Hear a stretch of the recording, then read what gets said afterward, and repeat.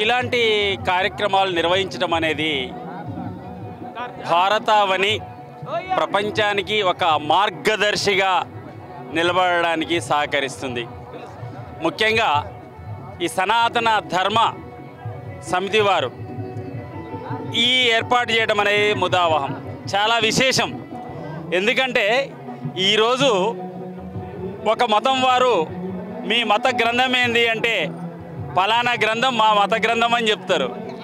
కానీ ఒక హిందువును మీ పవిత్ర గ్రంథం ఏది అంటే చెప్పలేని పరిస్థితిలో విద్యార్థి లోకం ఉంది. కాబట్టి ప్రభుత్వం వెంటనే ఈ భగవద్గీతను పాఠ్యాంశంగా చేర్చవలసిన అవసరం ఎంతైనా ఉంది.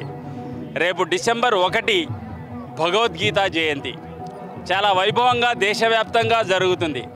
దానిలో భాగంగా మనకిక్కడ సనాతన ధర్మం ఈ యొక్క మంథని శ్రీనివాస్ గారు చాలా వైభవంగా 10,116 మందితో గీతా పారాయణం పెట్టడం విశేషం.